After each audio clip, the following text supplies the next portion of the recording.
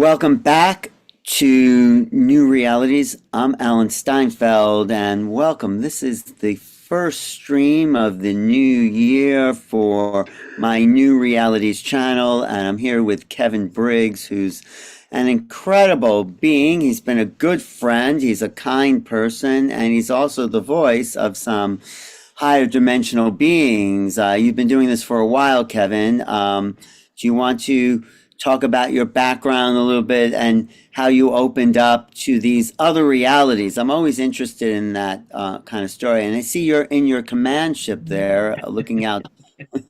Well, thank you, Kevin Briggs, ladies and gentlemen. Go ahead, tell Okay, us. well, thank you for inviting me, Alan. It's a pleasure to be here. And without people like yourself, I couldn't get my story out there. So, and I think today now people are wanting more information. So, thank you again for inviting me on your show. And yes, this is I'm out of the planet at the moment. I'm on my way back. So, I'm glad you can make it from space. But tell us, how do you get in touch with interdimensional beings, or they get in touch with you, that is, oh, right? well, initially they got in touch with me. It started when I was 8 years old. I was always sensitive to the different frequencies that were around us as a child. And I was taking a bath and I felt a change in the frequency within the bathroom. I looked to my right and two beings appeared, one male, one female, frightened me to death at the time, as you can imagine, as an 8-year-old boy. And they were both very attractive, human in appearance, both had long, blonde, shoulder length hair, deep blue eyes, and were wearing a blue jumpsuit type garment. And they were speaking telepathically to one another, and I could understand what they were saying. And O, that's the male, D is the female. D, the female said, "Is this the boy?" O said, "Yes." And then she said, "Are you sure?" He said, "Yes, I'm sure." And then she said, "But look at him, he's small, he's uneducated, and he's frightened by our presence." And she was correct, I was terrified. Art replied, "Yes, this is the boy. I will guide him. I will teach him." There was some other conversation, and then they left. And as I said, I was so frightened, I didn't get out of the bath. My mother came in to see why I was still in the bath. I told her about the two beings, and she said it was just my imagination. It wasn't. I'm now 70, and I'm still in contact with them to Wait, this day. so from you said 8 years old to now 70, they've never left you, right? Is No, that correct. They've educated me at different stages of my life, and the main education has been one of consciousness and how it can be utilized as a conduit for communication, for travel, for healing, education, creation, and co-creation. well, And tell they, me how you got over the fear, because when did that happen? When did they come back, you know? oh well, okay, yeah. The fear was the fact that I didn't know what was going on, and as you can imagine, two beings materializing in your bed, in your bathroom. The next encounter, I was 9 years old. And I remember all these encounters quite clearly. It was a Sunday. I'd have friends round playing board games. And then it was time for them to go home for the tea. We packed up the board games. I showed them out the back door. And as I turned round into the home, I felt this presence again, these frequencies within the room. So I went looking for the energy. And I went into the living room, in the kitchen, upstairs into the bedrooms. And then I came back down into the living room where the frequencies were the strongest. I was drawn towards a window and looked behind the drapes and curtains, and there was a orange orb there, about 4 to 6 inches across.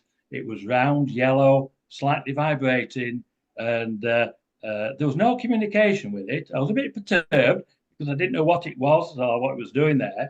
And I thought, well, it'll disappear when I go to bed at night. I went to bed, I woke up the following morning, and I could feel the frequencies. I went downstairs, I looked behind the curtains, the drapes, and it was still there. It stayed until Friday. There was no communication with it whatsoever that I remember. But when it left on the Friday, I was able to travel outside of the physical realm as a pure conscious energy orb.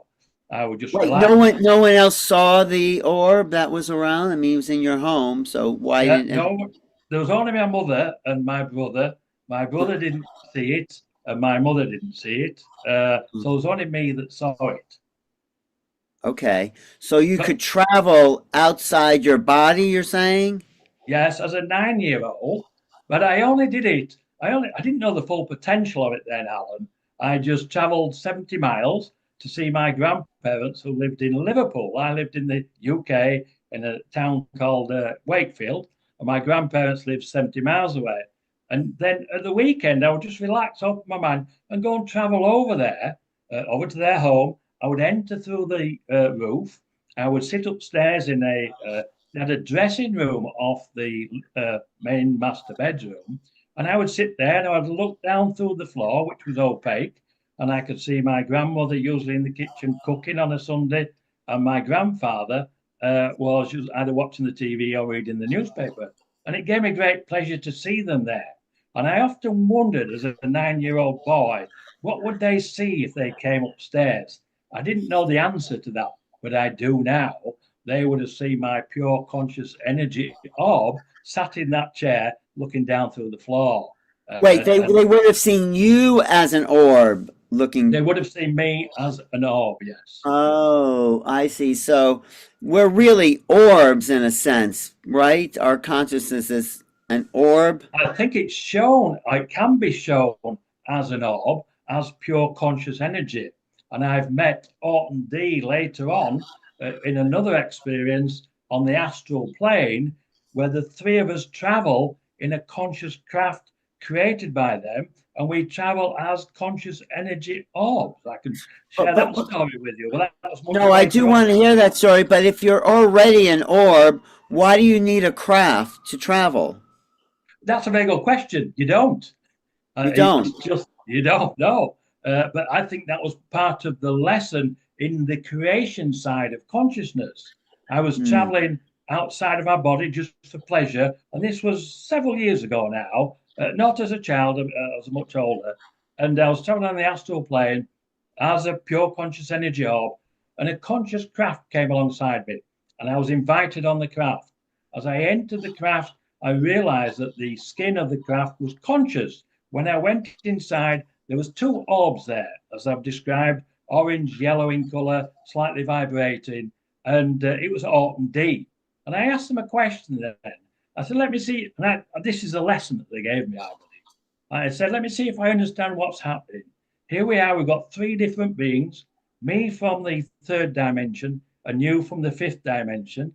We are traveling outside of the physical reality on the astral plane as a pure conscious energy orb in a conscious craft that you've created.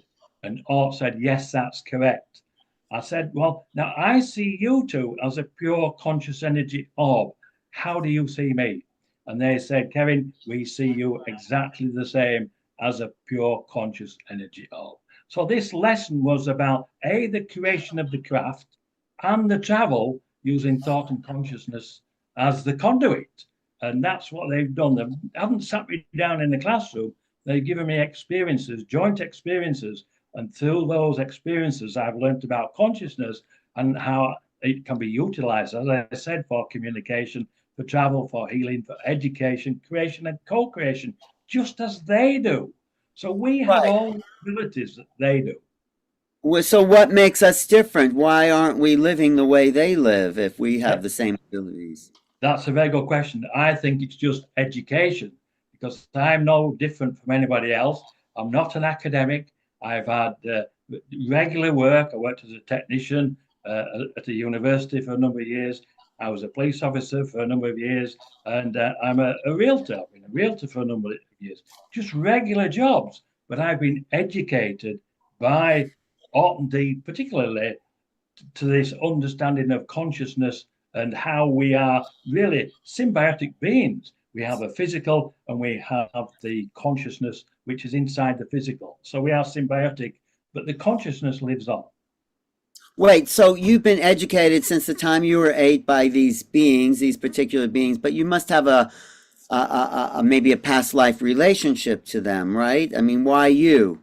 Well, that's a possibility.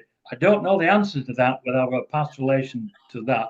But I remember 3 past lives of my own.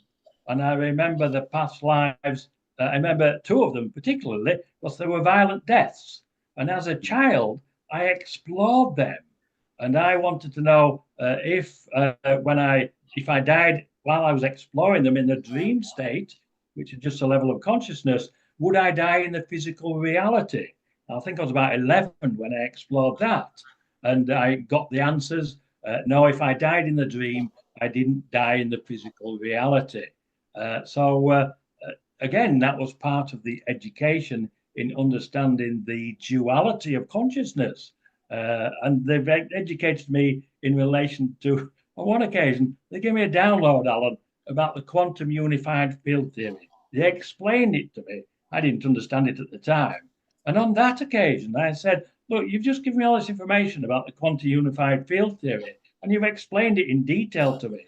How do I know it's coming from you and it's not just my imagination?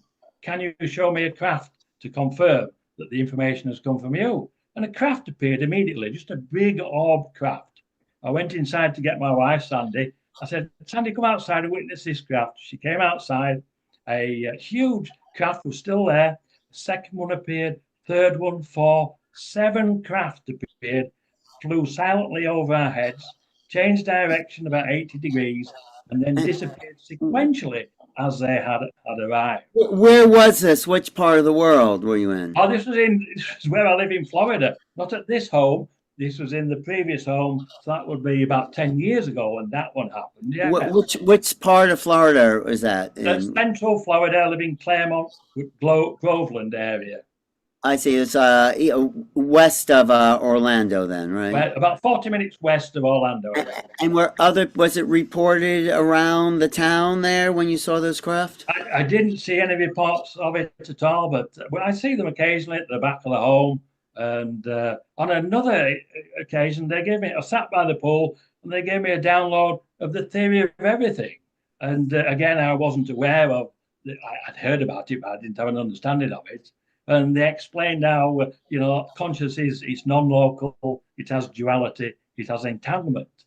And the non-locality, duality, and entanglement is in all matter at the quantum level. And this is how we're able to utilize consciousness itself, again, for the travel, communication, healing, education, creation, and co-creation. Let me ask you, I just have a question, because a lot of people talk about consciousness, and how would you define consciousness?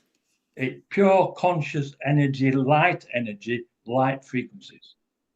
That's conscious. So everything that's alive is conscious. Even rocks are conscious because they have conscious energy at the quantum level. It depends on the frequency of the consciousness itself, those light frequencies, to what level of consciousness you are at. So there's levels of consciousness, right? Yeah. We're not as high as the beings that you've been talking to, or are we the same as them? That's a very good question. I don't think we are as high as them. I think that we can access those higher levels of consciousness, which is what I do when I travel outside of the physical realm. I think the physical realm restricts us from accessing those higher levels of consciousness. So once we can leave the physical behind and then meet those higher levels of consciousness, then we can meet them at their level, communicate with them at their level, and travel with them at their level of consciousness. And for what reason? What is it all for? Oh, what do you mean? My education? No, all of it. Okay, we can travel, we can do that. Where's it? I'm not being negative. I'm just saying, okay, we can do all these incredible things, and why? Where's it all? What's the meaning? I've only got my opinion on this, Alan. They haven't told me specifically, but I believe that consciousness itself is the true life form of the universe, and we are part of that consciousness. We share that consciousness, but it's consciousness itself that is a true life form that is growing, that needs the physical experiences of the different dimensions so it itself can grow. I've been given a couple of equations, one for the void of consciousness itself, where creation comes from. And that equation will be published in Ray Hernandez's book, A Greater Reality. I was also given another equation for calculating the different frequencies of consciousness in the different dimensions, because the dimensions are only frequencies of consciousness. And once we understand this, then, and our scientists understand it, then it opens up a greater reality a new reality, Alan, to the Yes. human species. Yeah. So we're heading that way as a planetary civilization, right? And Yeah. your education, well, what have you learned from your education that you can now pass on to everyone who's watching? Because you did the hard and you did the heavy lifting here for all of us. So being trained. Yeah, well, the reason why I speak out now, Alan, I've been speaking out for 5 years. And the reason why I do, one night I was in bed, I got up to go to the bathroom. I think it's an old man thing. And I came back from the bathroom. I got into bed and a bright light shone outside. It came in through the bedroom window and Orton D materialized at the bottom of the bed. And after pleasantries, I asked them what was the reason for their visit. And they said, Kevin, we want you to write about your lifelong experience with us. We want you to speak and talk about it. And I said, well, I don't mind talking about it, but I'm not a writer. And they said, well, we'll help you. We'll continue to guide you. We will continue to teach you. And I said, but people won't believe me. And he said, Kevin, it doesn't matter whether people believe you or not. What is important is that you tell your story. And I didn't understand that then. I do now, because I've met others like myself. All that they've got experiences, and they're all at different levels of understanding of their experiences. And when we get together and talk, we all learn as a group, and we are changing our collective consciousness. We are changing humanity's consciousness by having the knowledge of the consciousness itself. That sounds like going around in circles, but No, but it's something's different about this time right now. We're moving into some, like you said, new realities. What's changing? I mean, you've been prepared, it seems like, for this moment, and a lot of people, and something's about to happen planetarily that is about all the work you've done since you're 8 years old. What do you think is coming to the planet based on your multidimensional experience? I think that the our star families are going to reveal their presence globally, their physical presence, and that's what's going to happen. That's what we're heading towards. But to be able to fully understand it, we have to raise our collective consciousness. I know I was speaking to Costa McCreese a few weeks ago, and he'd been given information that we'd reached the over 1 million people now reaching out to our star families by using the CE5 protocols. I was given the same information, exactly the same information. So they are now ready. They think that we are ready to meet them in the physical, and that will be the next step. Are we ready? I mean, you were scared, but you were only 8 years old. What do we need to do to get ready to meet these beings physically? Well, I think we need to be prepared. We need to request. They now tell me that they've tried to reach out to our governments, and they are still being negative in relation to wanting open contact. So they now tell me that the request for the reveal itself will come from the citizens of Earth. So the more people are making the request, and they actually woke me up at 4:44 a.m. a few months ago and gave me a telepathic communication saying that we want the citizens of Earth to make the request. And it's a simple request. When they want us to say, I am a citizen of Earth, I am making a request for our star families to reveal their presence globally for open contact and cultural exchange. And as we say that as individuals, as groups, our collective consciousness raises, and they are receiving the information that the request is being made. And how many people do we need to make that request? They said we've already reached over 1 million that are reaching out to them on a regular basis. We have already reached the tipping point, so we are ready for open contact. And they also shared the information that when we have open contact, they will share some of their technologies with us to assist with the pollution in the planet. So, Well, so how soon will the landing take place? Should I prepare an extra place at the table for dinner, or what do you think? you may need one. I don't know, Alan. They haven't given me a date. They gave me a date a few years ago, and I contacted the United Nations in Vienna, Nicholas Hedman's office, in relation to this. and they did respond initially. And then I was given a specific date, and nothing happened on that date. I was given some more information, which was quite interesting because I again contacted Nicholas Hedman in the United Nations in Vienna with the information. And I also contacted the Dr. DiPippo in Washington, D.C., who runs the UN office there. And I didn't get response on that occasion, but I gave them a specific date of when they wanted to meet in New York. But what was interesting with that information, a friend of mine, Terry Lovelace, phoned me and he said, Kevin, I've been given the exact same information that you've been given and the date from my ET guides. So I said, well, I've contacted Nicholas Hedman. I've contacted Dr. DiPippo in Washington, D.C. And Terry Lovelace told me, he said, well, I know Dr. DiPippo in Washington because he was the assistant district attorney, was Terry Lovelace for 2 jurisdictions, and a retired law professor. So he contacted him, supporting my request that I'd received from my staff family, that he'd received also. And it fell on stony ground. So Terry Lovelace went through what he called the back channels of government, and in his words, he was given the pushback. And that's why we now have the change where the request has to come from the citizens of Earth. Wait, you had you got a message that open contact was going to be happening. You contacted the United Nations, but open contact didn't happen when you said it was supposed to happen because we didn't get the right channels to connect with it. Is that why? I think that the reason was the government weren't responding to the request. That was the reason why. I see. So now, when do you predict open contact will actually happen? Well, I don't, because I haven't been given a date. They gave me that specific date on that time, but I think that was part of the process. They were making the request. And I know that our Chinese scientists, our Russian scientists, and our European scientists had a conference in Moscow a couple of years ago with a view to having a protocol to receive our star families. And all the delegates were paid for by the Chinese scientists. So they must have had permission from the Chinese government.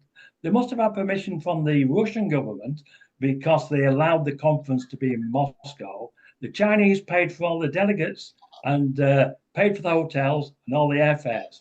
And I only know this because Gary Heseltine was one of the delegates. He was invited and I'd heard him talking about it. And some years ago, I contacted Gary in relation to a message that I'd been given for Dr. Stephen Greer. So there were many working towards this, but the governments are not listening. And the outcome of that 3 or 4 day conference in Moscow was that they would lobby the United Nations for a protocol to receive our star families. So they're knocking on the door. And I've been talking with Sylvain Roshan. He's also knocking on the door of the UN. So we need this protocol in place. But he tells me his ambassadors that he's connecting with in New York, in the UN, are saying that they will not pass or vote on any protocols to receive our star families until there's an upswell in the people who want it. And they won't act until they get that. So now we as individuals are making the request. Well, you've heard about what's happening on the East Coast here in New Jersey and a lot of air. Would you say the drones are actually ET craft that are coming, or are they military disguised as something, and we're still being lied to by the government? What's going on there? Well, I think they're still being lied to by the government, but I did ask the Council of Eight. It's a group of beings that I met when I was 14. I haven't told her that story, but at 14, I was invited up onto a craft and I met with 8 beings, 2 beings being Orton D, and the others were Anna, she was a blue bird type being. Zark, he's a mathematician and engineer. He designs propulsion systems. I know quite a bit about him. Ra, he's the leader of the group. He's Anunnaki. Tag, he's a tall grey. Chica, a mantis being. And Orla, she's a tall white. And I was introduced to these beings when I was 14 years of age. So I'm still in contact with all of them. So I asked them, what's going on in New Jersey? are these craft and drones that seen yours? They said, no, the craft are your military drones. They're owned and operated by your intelligence agencies. We are here, we are amongst you, we are showing you our craft, but those particular ones are your, as I say, military intelligence agencies, and they're using them for misinformation, disinformation, and misdirection. This is what they said exactly. So, Well, that might be true, but they're also, I think, in a positive way, preparing people to look up, to expect the unexpected, to prepare for the not as a false flag, because I don't believe what Stephen Greer is putting out there. That's going.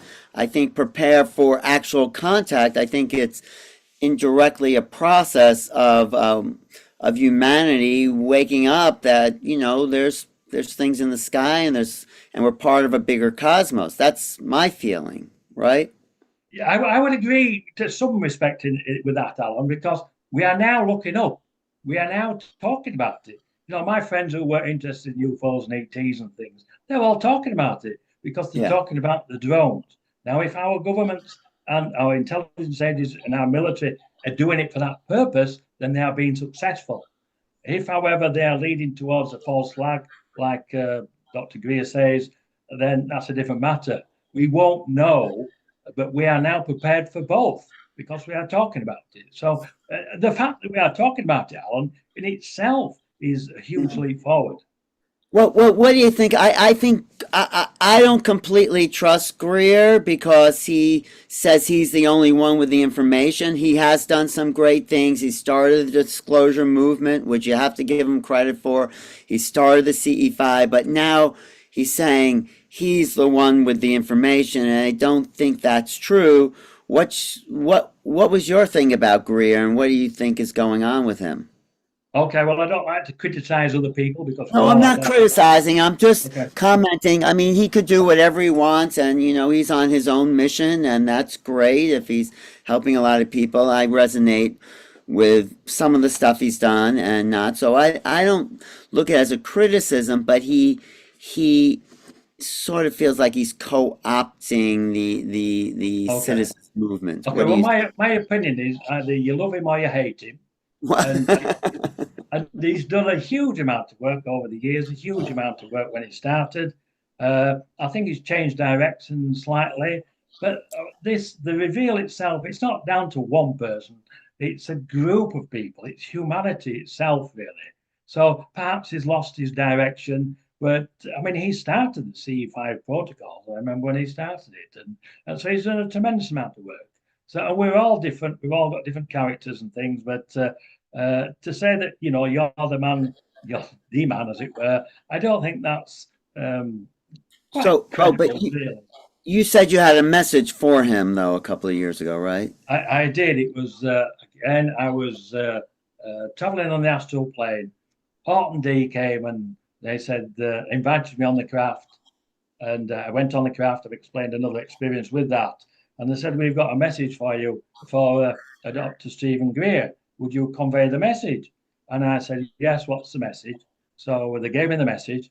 I went on. What I was left the message? What was the message? the message. They wanted him to change his itinerary for a specific day because he was in Oh, danger. oh, That I was see. I see, I that see. was the message.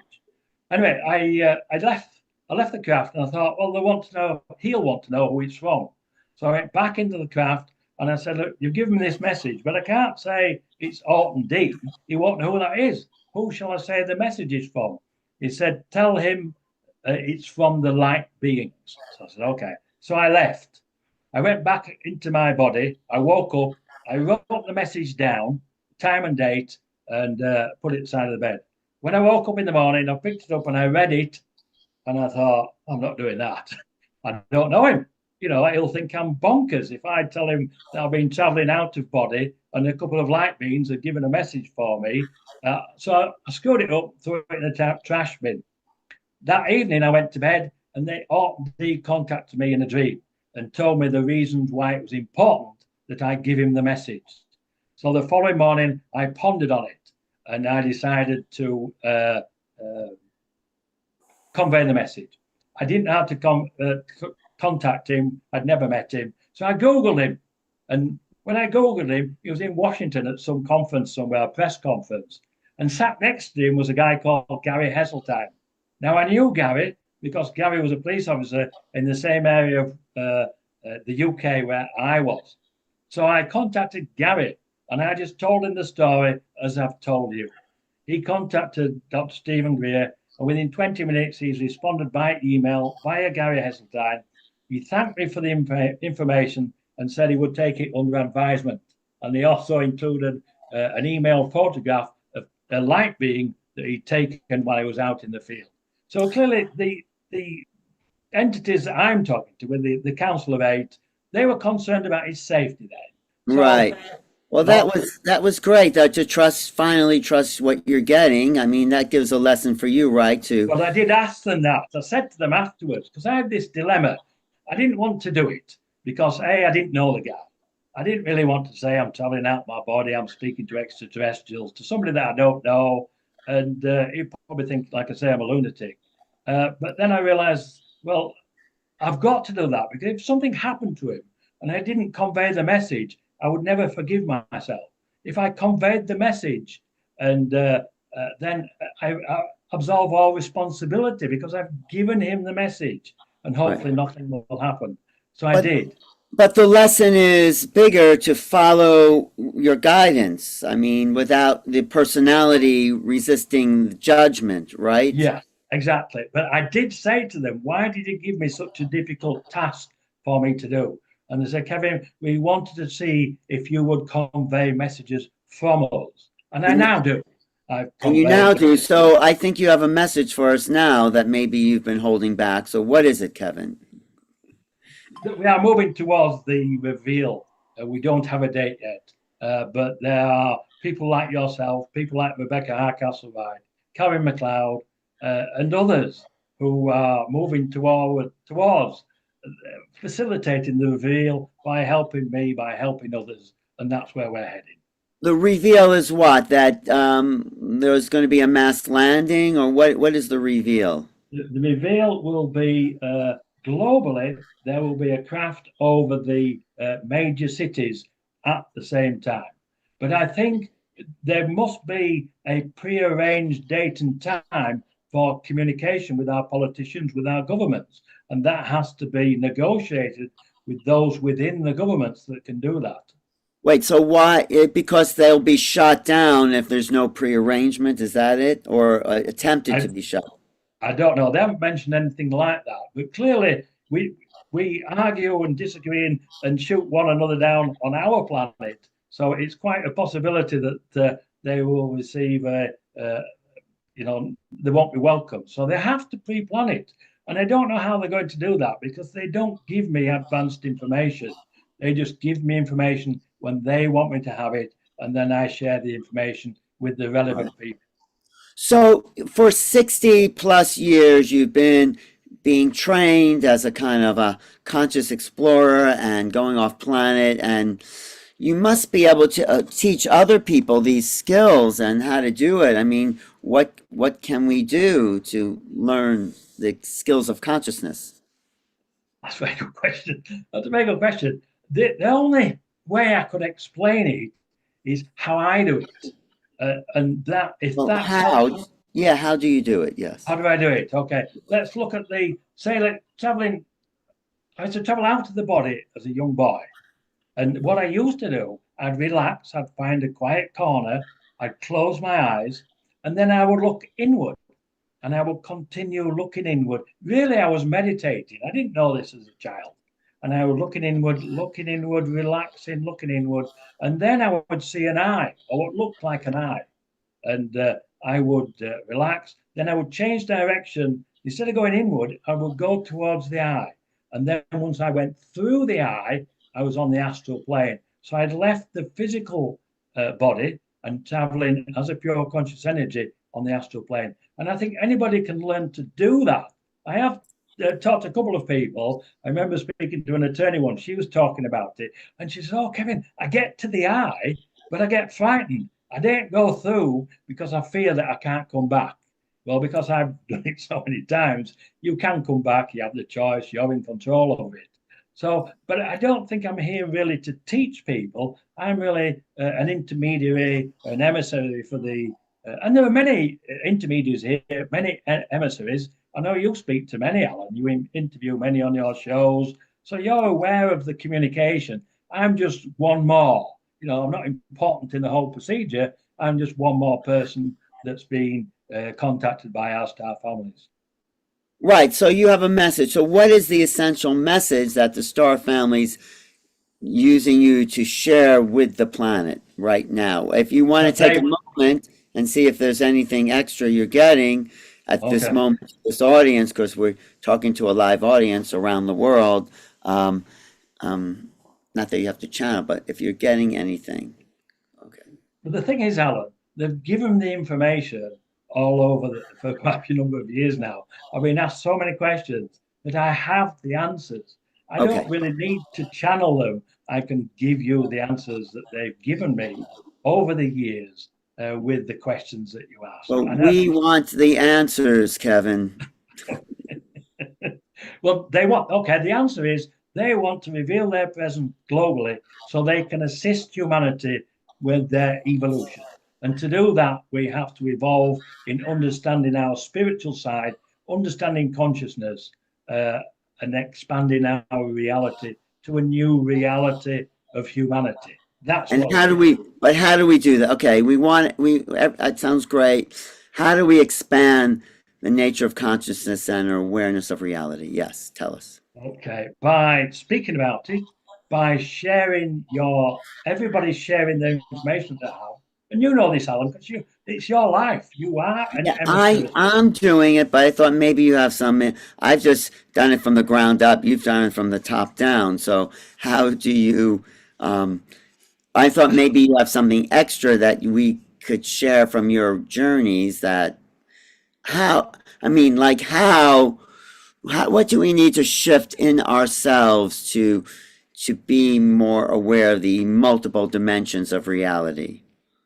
That's a very good question. It's a very difficult question, I think. I think it's down to individuals themselves, what they want for themselves, what they want for the different groups, what they want for their own families. And once they're given, I mean, you can instruct people about meditation, but then they've got to do it. They've got to want to do it. You can teach people how to remote view, another aspect of consciousness, but then they've got to want to do it.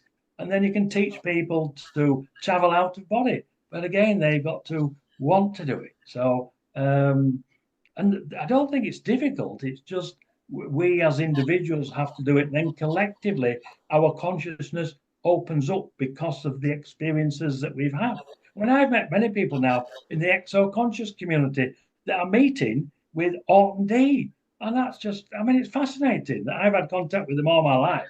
And now they're reaching out to other people that I've met because I speak out about my experiences. Well, so this blind, the sun's coming down. I know it looks like some light. Maybe you're getting a little extra light there to help your journey. And being beamed up. You are. Well, there you are in the starship right there. I'm talking to Kevin Briggs, and he is a really I would say well-known channel for some of these Arcturian energies coming through. Oh, that's much better, Kevin. Thank you. Yeah. Okay. So why Arcturus? A lot of people talk about Arcturus. Why are they more connected to us than other planetary civilizations? I think so, yes. I think the Arcturians, the ones from the Pleiades systems, and there are many groups that are here that are waiting in the wings to assist with us. And the people in the Council of Eight, I think Zark, he's from the Pleiades system, and I say he's a leading scientist within this group. We design propulsion systems, and they're prepared to share some of this knowledge with us once we have that open contact. So it will expand our sciences. I mean, even the two equations that they gave me from the one about the void of consciousness in relation to creation and co-creation. I mean, if our scientists understand that, and I know that they do, because it was a leading scientist that asked me to ask Art and D what they knew about the void. And at that time, wait, I never heard those equations. What are those equations? Okay, well, I'd have to dig it out or write it down again because it's a while since I've seen it. But um, I can explain it briefly that the void of consciousness is where creation, where the thoughts go, and then the consciousness creates it manifests the reality. The void of consciousness. You mean that's without consciousness, there's a void of.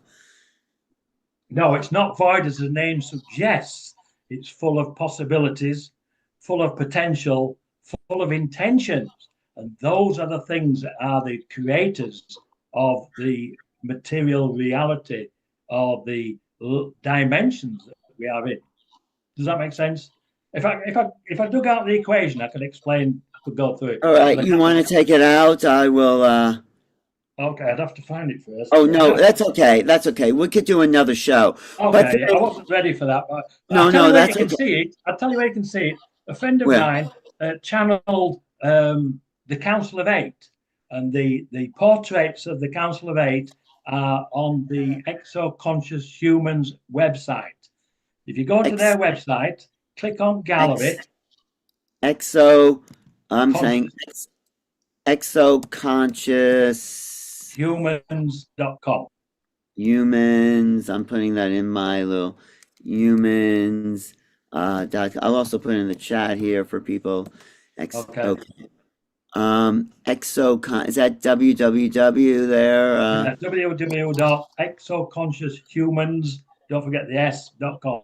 Humans. Oh, humans. Okay, thank you for saying the S. Humans.com. Oh, I see. Okay, it's coming up now. I'm going to put this in the chat that people are looking at on the. If you go to Gallery and go on to Aurora's name, she's channeled the portraits of all of the Council of Eight. And Zach, who's the mathematician and engineer, on his T-shirt is the void of consciousness equation. Now, I Okay, can explain it if I can read it. But let I'm me not a see. Okay. scientist, Alan, as I said All right, before. I'm going to that website. Here we go. Okay, Share screen. Here it is. Share screen. Do you see that on your screen now? that's it, yeah. Okay, So you okay. need Gallery up in the top right-hand side. Go to Gallery.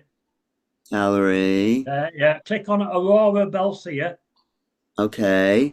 Right, then scroll down. Right, there we are. Okay. That's D. That's Art. They need a little color in their face. But Yeah, anyway. Okay. I think that was. And then we're going to where? Yeah, that's keep going. No, there. Whoa, whoa, whoa, whoa, whoa. There. Right. Okay then. Right. This is the equation for the void of consciousness. You've got zero void. Yeah. Okay. Zero void. What's V? Oh, zero void, zero Yeah. Infinite, infinity. which is greater than zero dimension. Oh, the zero void and infinity is greater than zero dimension. Okay, Yeah. I get that. That's not so complex. Oh, okay. I mean, it makes sense. Okay. Well, that's the equation I was given, and I gave it back to the scientist, which is Sperry Andrews. Unfortunately, he's passed now, but he understood the equation, and I never heard about the void before. And they gave me the equation and the explanation for the void. I gave it to him, and he understood it. But when I was about 16, I was taken to the edge of the void of consciousness by Art. I wasn't aware of it at the time, but What was that like? How do you know you were taken there? What did you? because what I he came to me one night and he said, Kevin, where do you want to go? And I was being flippant. I said, I want to go to the end of the universe, just being flippant. So I took hold of his hand and we set off out to the roof. And we went on and on and on and on. And I kept tight hold of his hand because I'd never traveled so far. And then we sat down and we sat down. I said, are we at the end of the universe? He said, no, we're at the end of consciousness. But out there, there's plenty of room for consciousness to grow. He didn't mean anything to me then, but I understand now we were at the end of the physical realm of consciousness, but consciousness continued as a void. And within that void, we had the possibilities, the potential, the intentions through thought and consciousness to create more. And that's how the consciousness itself grows. That I understood that later on after I'd had some more information. So Wait, so we're all connected to the same void of consciousness, we're everyone. all connected, all of us. Yes, I we're like all that. part of that single consciousness, that singularity of consciousness. Right. Yes. I think you're onto something. I think that makes sense. And then, so give me another, like, what's one of your latest experiences that you've had? Because you're evolving too with these Arcturians. The latest experience is really meeting others now who are meeting with Orton D. I just did a recent panel with Brian Rue on his Galacticus University site. And I met with, there was Rebecca Renfro there. Now, Rebecca's just written this book. Rebecca's a good friend, and the book is titled, you can probably read that there, but I'll read it out. It says, Quantum Windows and Dimensions, a Christian woman's journey of faith and ET contact. Now, within this book, she explains meeting Orton D, and she explains meeting me, and how she met Orton D, and how she met me. And now we are talking about Orton D. And then Kathleen Marden, in her book, Forbidden Knowledge, she's got transcripts from my channels. In the book, I think there's over 100 questions that we asked the Council of Eight, and all the answers are in there. And then Aurora Belcia, I met her at one of Kathleen Marden's meeting. And then it turns out she goes to Gary's meeting at CE5 and all of a sudden starts drawing. She's never drawn before. She couldn't draw anything but stick men, she tells me. But now she's making these amazing sketches and communicating with those sketches that they showed. There's a description of how she received it and what the message was within the portrait itself. And then we've got Dr. Karen McLeod, who a member of the exo-conscious community, with the exact same download verbatim about the quantum unified field theory. And she was listening to a podcast, and I was talking about it, and she said, that's exactly the same. So I've got to know Dr. Karen McLeod now, become good friends. Well, give us a little download of the quantum unified field theory. Can you, as you received it? Okay, well, what they told me was that your scientists understand non-locality, duality, and entanglement. But what they need to know is that the non-locality, duality, and entanglement is the entanglement of consciousness in all matter at a subatomic level as light frequencies. That's what they said. Now that makes sense. That makes sense. Yeah. Oh, okay then. So the thing I just want to ask is, how do we work with that?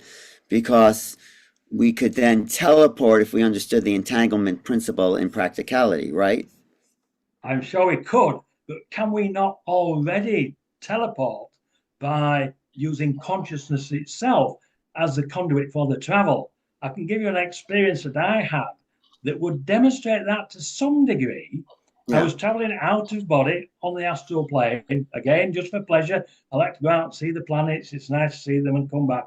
On the way back, I materialized in the cockpit of a small craft, and the craft was transporting minerals from the Earth to the moon.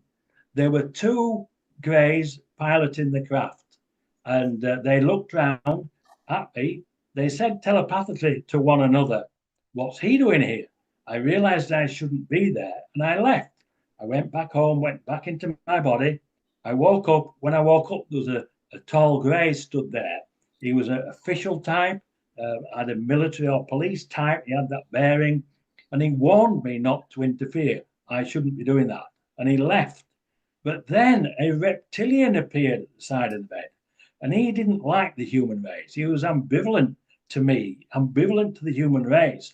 But he was there because he wanted to know why a mere human could travel out of body as a pure conscious energy orb and materialize on one of their craft. And he left and he didn't say anything. But I knew that he didn't like us. Now, is that a form of teleportation using consciousness? I don't know. You'll have to ask our scientists if they can. Well, I don't think the scientists know. That's why it's not happening. But I think what's happening, what you're discovering, is the science of consciousness itself, right? I think they're practical experiences that you can utilize. You can, I mean, it sounds silly to this, but I'll relax, think, oh, I'm going to fly over to Russia and go and look at the architecture there because it's beautiful in Moscow. And I just go over and I'll look at it. And because I enjoy doing that, I know on one occasion I thought, oh, I'll go and look at the Eiffel Tower. I like to see the fountains thing. And I went over and all the tourists weren't there. And there were lots of armed policemen about. I thought, well, what's going on? And then when I came back and later on in the day, I watched the news, there'd been a terror threat and they'd cleared the whole place. And that's what I was seeing. That's what I was witnessing while I was traveling out of body. Is that teleportation? I don't know. You can certainly see what's going on because you are there and you can materialize, in that craft as I did. So yeah, I don't know. I don't have all the answers, Alan. I've got more questions than I have answers. But to me, it's my reality. It's who I am. I have a greater reality, which includes star family people. Does your wife know that you have this other reality, and is she interested in this? Yes, but they include her now because Zach, the small Gray, the mathematician, he moves personal items around the home. She'll put something down, and then he, she'll go to pick it up, and it's gone. It's been moved, or she'll pull the blinds on because the sun's coming in, like I've just done, and then she'll turn around to go back into the kitchen, and the blinds are open. I asked him why he did that, and he said he liked teasing her. He thought it was funny, but there was a serious side to it, and the serious side was to let her know that we are here, we are amongst you. Another occasion when she was involved, I got up in the morning, and our usual routine is Sandy gets up first, makes a cup of tea, goes and sits by the pool. I get up and go and make a coffee and go and join her. On this occasion, when I got up in the morning out of bed, I thought, I'll just see if I can contact the Council of Eight. I wasn't able to contact them, but I contacted a small craft that was flying past. Flying the craft was another ET that I've come to know called Tia. And I asked him, what are you doing here? And he said that we were flying nearby and we changed our flight path to come and see where you live. We had some other conversation and then he left. Nothing unusual for me. I got my coffee, went outside, and my wife said, you missed the most beautiful rainbow this morning. I said, did you get a photograph? She said, yes. And she said, guess what happened next? I said, no, what happened? A craft appeared under the rainbow. I said, did you get a photograph? She said, yes, I did. So we looked at the photograph. You can see the craft. It's a little blurred, as they always are. But when we looked at the time on the photograph, it was exactly the same time on my clock in the bedroom when I was speaking to Tia. So what they did, they showed her the craft. And I've still got the photograph. In fact, they were published in, I think, Jason Gleave's book. I can't remember the title now, but he put some filters on it. And you can quite see clearly. So, does your wife know about your whole inner life with all these beings, though? When Yes, she does, yeah. Is she interested in that, or it's just like, oh, that's interesting, Kevin. What's for dinner or something? Dinner. Well, an Indian curry tonight. So. No, but is it really exciting? Because it would be exciting for some people to be part of that. She's interested. Yeah, she's interested. I know when I first met her, and I was going to ask her to marry me, I thought, well, I better tell her about this because something keep secret. So I told her, and I told her I can see deceased people, deceased family members. And she said, well, if you see a ghost, I want to see one too. But it's nice that they've brought her into the realm now. And Sandy was here. I channeled Orton D and the Council of Eight for a 2-year period with Kathleen Marden, Denise Stone, and Dr. Melanie Barton. And Sandy was part of that. She asked the questions. We had 12 questions every month. We would each have a couple of questions apiece, and Sandy joined in that. So she's followed the whole progress of it, and she helped me with my book. I mentioned this, Alan. Wow. Oh yeah. Oh, good. Yeah, that's your adventures. That's good. Yeah, that's some of my adventures in there. Yeah. So yeah, beautiful. So let's get back to the present then, because this year we're just beginning a new year. This is the first show of the year, Kevin. Welcome. You are the first star. I thought we'd kick it off with a bang here. What do you think is going to come down in 2025 from your people and from your studies, intuition, all that? Well, I think we are going to have the reveal globally of the star family's presence. I don't know how we're going to get there, but we are very, very close to it. As I said earlier, there's a lot of people working on this, a lot of people behind the scenes that we don't see that are working on this. And clearly, our star families have an orchestrated agenda, and I'm part of that, as I'm sure all the other people that you interview that are sharing the knowledge, sharing the information. Because we as a species have been so dumbed down over the years, we to elevate, to evolve as a higher conscious beings, we have to educate ourselves, and that's what we're doing. And that's the moment we're in now. But politically, things are changing. Socially, AI, it feels like the vibration of the people are shifting, but some are choosing maybe not to shift, and while others are going to another level. There's a bifurcation, as some people say. Do you notice that? I would agree entirely. In fact, we have created two timelines now. We are in a point of transhumanism where we have a choice. We can go down the route of AI, all that side of it, the robot side of it, changing ourselves to become semi-robotic with nanotechnologies and things like that. Or we can go down the other path and expand our consciousness, expand our understanding of spirituality, expand our understanding of who we are. And it is a choice. And these two timelines will be running side by side for a while.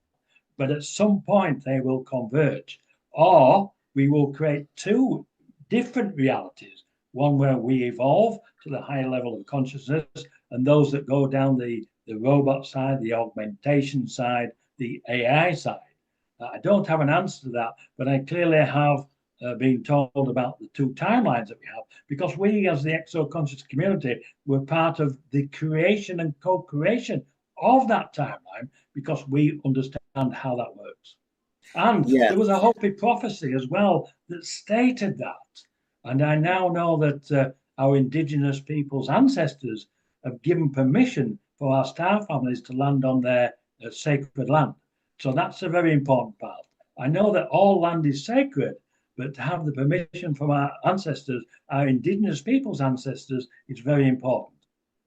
Wow. So talk one more thing. I mean, I'm sure you have a lot to talk about because you've been doing this for 60 years, but the Council of Eight, who are they and what is their important message? Okay, well, we've got Orkney. They are Arcturian. They are fifth dimensional beings from Andromeda. They are guides and teachers. And I know that because obviously they've told me that from the word go. And then there's Anna. She's a blue bird type being, and I don't know a great deal about her. I think the light's fading now. So I'm just going to put up the blind Yeah, again. you've just shifted vibration there right on camera. You know, everything went yeah, there. Yeah, Now you're bringing in the light. Oh, there you go. yeah. Yeah, Is good. that too bright, Alan? Shall I No, close no, it? that's good. No, it Oh, looks okay good. then. Okay, the Looks light's like coming you're in. so yeah, the council aid. So Okay. yeah, what do I mean? Yeah, so we have these. Okay, you want to name them, and but tell us what they want from us. Why are they here? Well, they're here to assist with our evolution.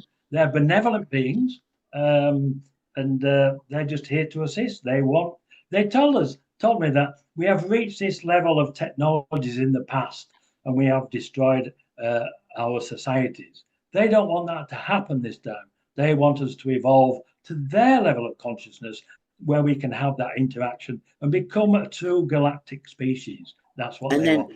how are we going to do that? How are we going to evolve to their level? What do we need to do? I think I've asked this, but Yeah, I'm again, I mean, they've educated me to a level where I can communicate with them at their level of consciousness.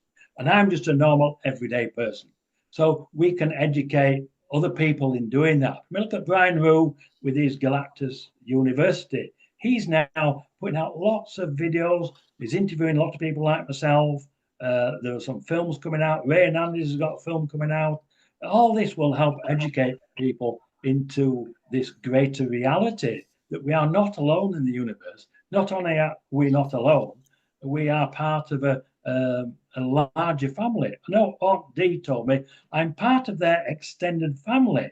The only difference is my physical is in the third dimension and their physical is in the fifth dimension. And as I mentioned earlier, the only difference between the dimensions are the frequencies of consciousness that they exist at, and then the life that exists within those frequencies. So perhaps I am Arcturian. Well, does it tell me I'm part of the extended family? So, yeah.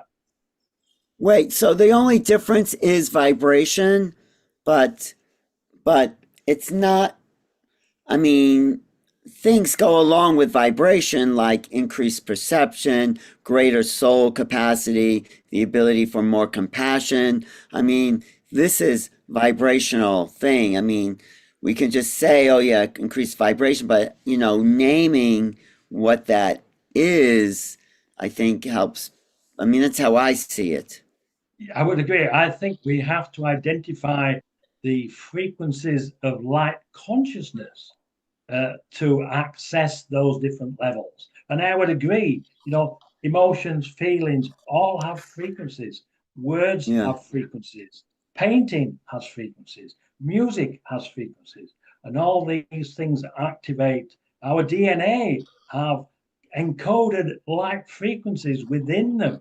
And these can be activated by music, by art, right. by culture, by Well, words. one more thing. Talk about, you candid me when I saw you in Florida, the planetary constitution. Right. Okay. Well, as I Let's think I mentioned, review that because I that's exciting. mentioned earlier that I'm a member of the exo-conscious community, which was founded by Rebecca Hardcastle Wright. And I've got an interesting story of how I was introduced to Rebecca, but perhaps we don't have time today. But the exo-conscious community are a group of people like myself, founded by Rebecca, who have psychic abilities, psychic intelligence, who have contact with their star families, who have contact with the different levels of consciousness, with the spirit level, with deceased family. So we all talk together, we get together, and we share our knowledge. And because of what's happening at the moment, we really needed a planetary constitution in relation to how we are going to be treated, how we are going to treat the extraterrestrials, and how we expected to be treated by them. So a group of the exo-conscious community, Rebecca herself, Nancy Dutet, Linda Martouche, and Susan Manwich, drafted this document, the Planetary Constitution. And if you want to read it, it's on the exo-conscious community website, so you can go there and read it. And this is just a constitution for humanity, really, in relation to us as we evolve and move into a higher dimension, a higher frequency of consciousness. Right. So the Constitution is to kind of unite people who have had experiences and kind of empower them, would you say, I would say as so, yes, as the original constitution that was drafted. I think we're at a similar position, and this really probably extends that. But obviously, the exo conscious community have the added advantage of communicating with our star families. well, at some point it seems like everyone will be able to communicate with the star families, right?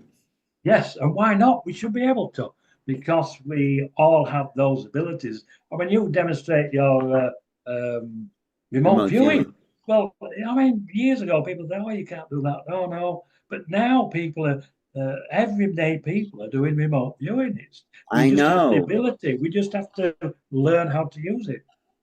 It's fantastic, right? That we can extend our, well, it's proof. It's proof of consciousness, the Yes, expansion of yes. consciousness.